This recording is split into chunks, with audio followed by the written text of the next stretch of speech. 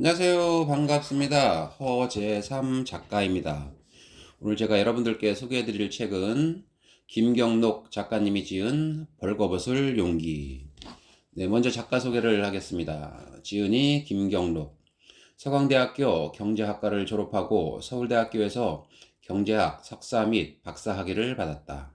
미래에셋 자산운용 채권운용 최고 책임자, 미래에셋 캐피탈 대표이사, 미래에셋 자산운용 경영관리부문 대표를 역임하고 현재 미래에셋 은퇴연구소장을 맡고 있다. 미래에셋 은퇴연구소는 고령화, 저성장, 저금리라는 우리 사회의 변화에 고객들이 대응할 수 있도록 고령사회, 노후자산 관리에 대해 연구하고 이를 잡지, 교육, 강의, 연구보고서, 유튜브, 팟캐스트 등을 통해 알리고 있다. 네, 머리말 읽어보겠습니다.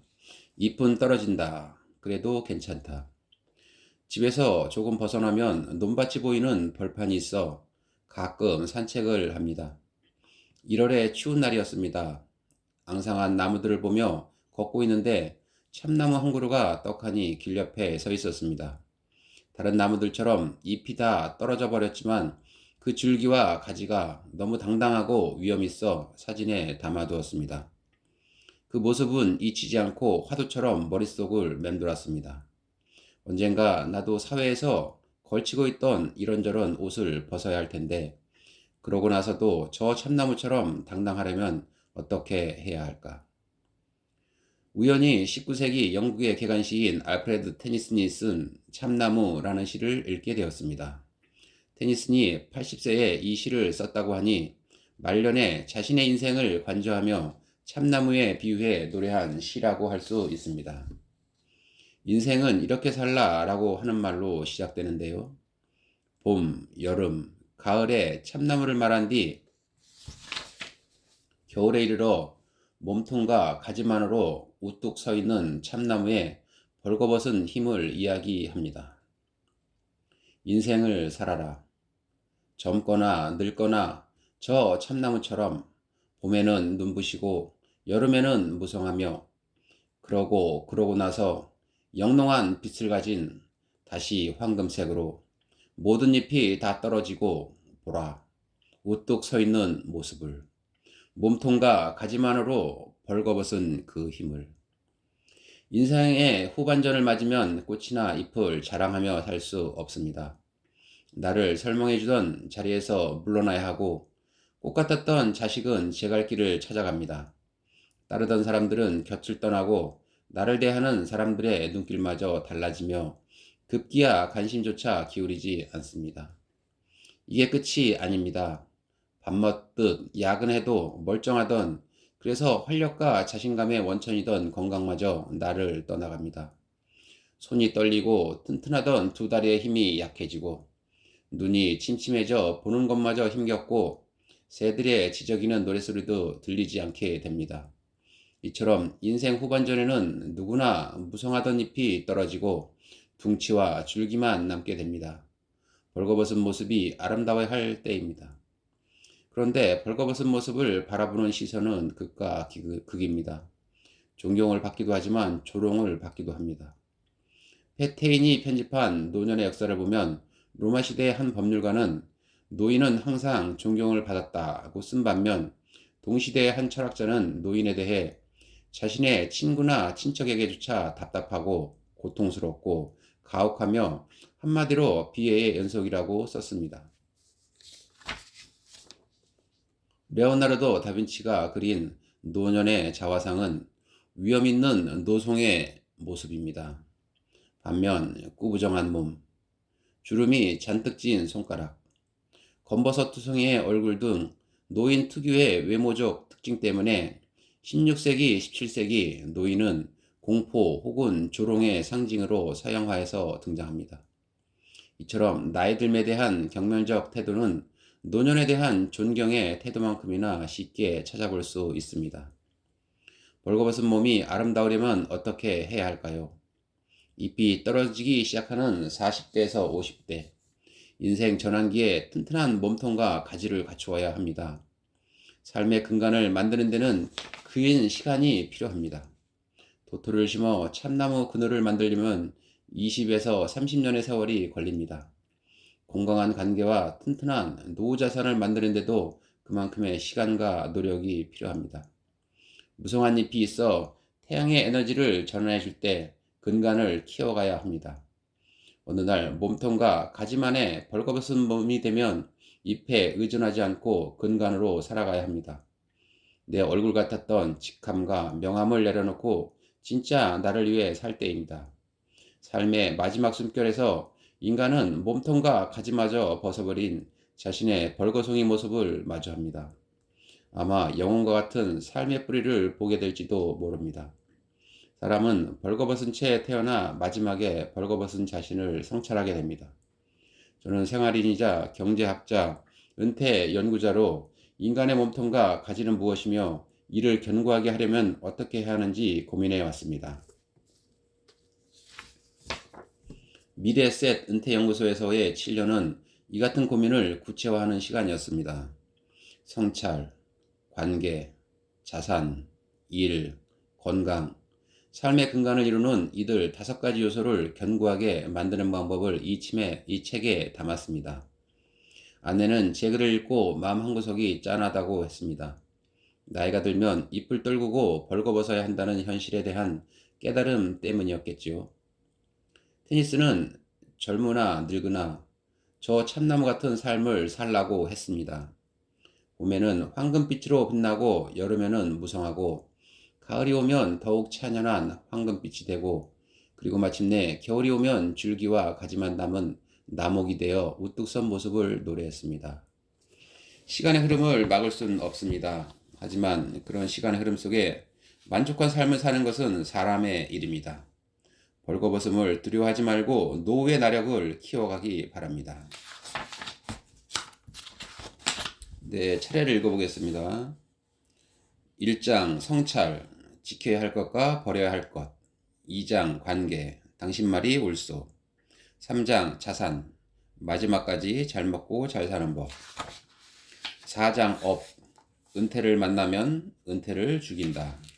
5장 건강, 몸 관리도 자산 관리처럼. 네, 그럼 본문으로 한번 들어가 보겠습니다. 나는 나를 위해 살기로 했다. 욜로족이 유행입니다. 욜로는 인생은 한 번뿐이다 라는 말의 앞글자에서 따온 단어입니다. 욜로족은 내 집 마련 같은 미래 계획 때문에 현재를 허덕이며 살지 말고 지금의 나에 대한 투자와 소비에 돈을 써야 한다고 생각하는 사람들입니다. 작지만 확실한 것을 이뤄내는 데서 행복을 찾는 소확행, 이것과 맥이 닿는다고 볼 수도 있습니다. 그런데 욜로의 원래 뜻은 이와 좀 다릅니다. 옥스퍼트 사전에 따르면 욜로는 미래를 걱정하지 말고 현재에 집중하자는 것으로 주로 충동적이고 부주의한 행동의 근거로 쓰이고 있다고 합니다. 욜로라는 말은 2012년 래퍼 드레이크가 발표한 곡 더 모토의 가사가 유명해지면서 대중화됩니다. 한마디로 인생은 한방, 뭐 별거냐 라는 뜻이지요. 오늘 직장 상사에게 꾸중 들었다. 사표 쓴다. 왜냐고? 욜로니까. 이런 의미라고 보면 됩니다. 철없는 일을 하고 그냥 욜로니까 라고 답하는 것이죠. 이 단어가 우리나라에 들어와서는 뭔가 있어 보이는 긍정적인 의미로 바뀌게 됩니다. 팍팍한 현실에서 욜로는 오지 않을 미래를 위해 현재를 희생하지 말고 현재를 즐기고 현재에 집중하고 현재의 나에게 투자하자라는 의미로 쓰이고 있는 것이지요. 우리나라 사람들은 스페인어 올레도 좋아합니다. 아마 올레, 욜로 같은 말의 어감이 좋은가 봅니다. 욜로를 앞뒤 맥락 속에서 파악하는 게 아니라 한 번뿐인 인생이라는 의미만 가져오다 보니 원래의 뜻과는 조금 다르게 쓰이는 것 같습니다. 사실 인생 한 번뿐이라는 욜로는 젊은 세대보다는 인생의 전환점을 맞은 사람들에게 더 와닿는 말입니다. 한창 나이 때 인생 한 번이냐 두 번이냐는 크게 관심 가는 주제가 아닙니다. 하지만 중년을 넘어서면 내 인생은 어땠나? 잘 살았나? 나는 연극을 하고 싶었는데 먹고 살기를 찾다 보니 평생 술 마시면 영업만 하고 남은 건 말 안 듣는 자식과 사가버린 얼굴뿐인데 언제까지 이래야 하나? 인생은 한 번뿐이라는 데라는 후회와 미련이 생겨납니다. 이런 상황이야말로 욜로는 귀에 쏙 들어오는 단어입니다. 나이 들매 혁명. 일전에 어느 인사가 50대는 험한 댓글 달지 말고 동남아로 길을 개척하라 라고 한 말이 큰 이슈가 된 적이 있습니다. 방향은 맞을지라도 표현 방식이 거칠다 보니 저항이 격렬했습니다. 이 사건은 50대가 사회에서 차지하는 비중이 그만큼 크다는 걸 보여줬습니다. 이는 50대를 중심으로 하는 베이비 부머들이 고령화 문제와 함께 사회의 관심사로 떠오르기 시작했다는 신호로 볼 수 있습니다. 우리나라 베이비 부머는 출생자 수를 기준으로 볼 때 1958년에서 1974년생입니다. 베이비 부머의 첫 주자는 한 해에 80만 명 이상 태어난 58년 개띠입니다. 1958년생부터 1977년 사이에 1600만 명이 몰려 있는데 이는 총 인구의 약 30%를 차지하는 규모입니다. 2018년 기준으로 15년 지나면 이들은 61세에서 77세가 되고 30년이 지나면 76세에서 92세가 됩니다. 총 인구의 3분의 1에 해당하는 숫자가 향후 15년 동안 전기 고령세대, 후기 고령세대 이렇게 나눠지는 셈입니다. 노년층이 된 베이비 부머가 양적인 측면에서 사회를 압도하게 되는 것이죠. 베이비 부머 세대는 질적 깊이도 갖추고 있습니다. 이들은 현재의 노년층과는 다른 세대 특성을 갖고 있습니다. 현재 65세 이상 노인 가구주의 학력을 보면 절반 정도가 초졸 이하이며 중졸과 고졸이 40% 정도를 차지하고 대졸은 8%에 불과합니다. 반면에 현재 50대는 약 30%가 대졸이며 40대는 50%가 대졸입니다. 고졸 이상은 50대의 경우 86%, 40대의 경우 96%에 이릅니다. 현재 노년층은 전전 세대이고 베이비 부머는 전후 세대이다 보니 전자는 재산이 파괴된 반면에 후자는 전후 복구를 통해 경제가 고성장하는 시기에 자산을 축적했습니다. 그뿐 아닙니다. 전후 세대는 사회보장제도가 마련되는 시기에 성장하다 보니 노후 준비가 비교적 잘 되어 있습니다. 1988년 국민연금제도가 도입되면서 58년 개띠는 취직하자마자 바로 국민연금에 가입했습니다. 완전한 국민연금을 받게 되는 첫 세대인 거죠. 주택 보유율도 높아서 노후에 임대료로 지출될 부분이 적고 여차하면 주택연금을 통해 주택 자산으로 소득을 만들 수 있습니다. 이처럼 양적 넓이와 질적 깊이를 겸비한 베이비 부머는 새로운 노년 문화를 이끌 체력을 축적하고 있습니다. 베이비 부머가 만들 새로운 노년 문화는 우리나라가 고령사회의 난간을 극복하고 지속 가능한 성장을 이루는 데 중요한 역할을 할 것입니다. 젊은 시절에 경제성장의 일익을 담당했던 이들은 이제 고령사회를 발전적 방향으로 이끄는 역할을 맡아야 합니다. 이를 위해 새로운 노전 문화를 만들어가야 합니다. 나는 두 집 살림을 꿈꾼다. 산에서 홀로 살아가는 사람들을 찾아가는 인기 프로그램 나는 자연인이다를 보다가 아내에게 산속에서 혼자 자는 것만 무섭지 않으면 나도 저렇게 살고 싶다고 말했습니다. 아내는 단 1초의 망설임도 없이 다음과 같이 답하더군요. 나는 따라갈 마음이 추호도 없으니 혼자 자연인 하든지 마음대로 하세요. 조사에 따르면 노후의 재무적 이슈는 부부간 의견차가 크지 않지만 주거, 부모 봉양, 자녀 교육 같은 비재무적 이슈에 대해서는 의견차가 크다고 합니다. 부부간의 비재무적 의견차를 줄이는 것은 부부관계에 있어 매우 중요합니다. 주거에 대해서는 특히 그렇습니다. 미래셋 은퇴연구소가 2012년 서울 및 일산, 분당에 사는 30세에서 49세 부부 가구 400쌍에게 은퇴 후 살고 싶은 곳을 물어봤습니다. 400쌍의 부부 중 80%는 은퇴 후 주거지를 옮길 계획이 있다고 답했습니다만 이주 지역에 대해서는 절반 정도의 부부가 다른 의견을 보였습니다. 남편은 비교적 전원생활이 용이한 서울 근교에 살고 싶다는 비중이 46%, 지방 중소도시, 시골, 가고 싶다는 비중이 29%로 이 둘을 합치면 75%에 이릅니다. 반면에 서울과 신도시에 살고 싶다는 비중은 17%에 불과했습니다. 아내는 이와 정반대입니다. 아내는 서울과 신도시의 비중이 52%인 반면에 서울 근교는 27%이고 지방 중소도시 비중은 8%에 불과했습니다. 주택 유형을 보면 남편은 전원주택에 대한 선호가 가장 높은 반면에 아내는 아파트를 가장 많이 선호했습니다.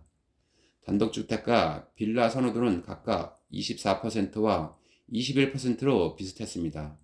실버타운은 거의 선호하지 않았습니다. 황혼이혼 당하지 않는 대화법. 은퇴를 앞둔 중견회사의 김 부장은 아내와 함께 편안한 노후를 꿈꿉니다. 그런데 어느 날 아내가 헤어지자고 선언합니다. 마른 하늘에 날벼락이라더니 전혀 예상치 못했던 일입니다. 이유를 물었지만 아내는 대답은 않고 그냥 이혼하자는 말만 되풀이합니다. 드라마에서나 나올 사연 같습니다만 은퇴연구소에 있다 보면 비슷한 사연을 적지 않게 접하게 됩니다. 부부마다 나름의 사정이 있겠지만 원인을 따져보면 평소 대화가 원활하지 않은 경우가 많습니다. 대화는 이해를 위한 과정입니다. 말하지 않아도 내 마음을 알 거야 하는 이심, 전심은 접어두는 게 좋습니다. 대화를 해야 오해가 풀리고 앙금이 쌓이지 않습니다.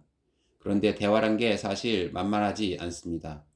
신호를 보내는 송신자와 신호를 받는 수신자가 자신의 생각으로 신호를 만들고 자신의 방식으로 신호를 받기에 올바른 뜻이 전달되기가 쉽지 않습니다. 송신기와 수신기가 동일하면 문제될 게 없지만 그런 경우는 거의 없다고 봐야 합니다. 이런 엇박자를 오랫동안 방치하면 황혼이혼의 불씨가 됩니다. 부부간에 어떻게 대화를 해야 할까요? 달과 공주라는 우화를 잠깐 빌려오겠습니다. 옛날에 왕과 왕비의 사랑을 한몸에 받는 공주가 있었습니다. 어느 날 공주가 달을 따달라고 졸라댔습니다. 왕은 공주를 설득할 수 없자 학자들을 불렀습니다. 학자들은 달은 너무 멀리 있어서 딸 수 없습니다. 설령 달까지 가더라도 달이 너무너무 커서 가져올 수 없습니다. 라고 설명했습니다. 하지만 공주는 막무가내였습니다. 마침내 광대까지 동원되었습니다. 광대는 공주에게 물어봤습니다. 달은 어떻게 생겼습니까? 달은 얼마나 큽니까? 달은 무슨 색입니까? 공주는 이렇게 답했습니다. 달은 동그랗고 손톱만하고 황금색이야. 그러자 광대는 황금으로 만든 손톱만한 달을 갖다 주었습니다. 그런데 걱정이 되었습니다. 밤에 달이 뜨면 공주가 저 달은 대체 뭐냐고 물어볼 텐데 어떻게 설득해야 할까요? 그래서 광대는 또 물어보았습니다. 달을 따왔는데 오늘 밤 달이 또 뜨면 어떡하죠? 공주는 이가 빠지면 나듯이 달은 하나를 빼와도 또 떠올라. 호수에도 물컵에도 달이 있는데 하나 가져왔다고 안 떠오르겠어? 라고 답변했습니다. 게임 끝입니다. 이 이야기에서 달을 딴다라는 말을 학자와 공주는 다르게 이해하고 있습니다. 반면에 광대는 달을 딴다라는 말을 공주의 관점에서 파악하고 해결책을 제시합니다. 여기에 등장하는 학자들의 설득 방식은 주로 남성들의 대화 스타일이라고 할 수 있습니다. 남성에게 사실과 논리는 대화의 수단이며 대화의 목표는 문제 해결에 있습니다. 문제 해결을 위해 사실과 논리에 철저하게 집중하는 것이죠. 부부가 대화할 때 남편이 답답해하며 대체 문제가 뭐냐? 지금부터 차근히 내가 묻는 말에 답해라. 결론적으로 하고 싶은 말이 뭐냐? 라고 다그치는 데는 이런 배경이 있습니다. 자신의 논리와 세계를 고집하다 보니 여성이 이야기를 꺼낸 배경과 이유를 생각하지 않습니다. 가끔씩 여성의 동기에는 남성이 잊어버린 저 옛날 일까지 연결되어 있으니 더더욱 이해의 간극은 커집니다. 원활한 대화를 위해서는 시험을 잠보는 학생들의 문제 이면에 감춰진 출제자 의도를 파악하는 것이 중요합니다. 네, 저는 오늘 여기까지 말씀드리고요. 저는 다음에 또 더 좋은 책을 가지고 찾아뵙겠습니다. 감사합니다.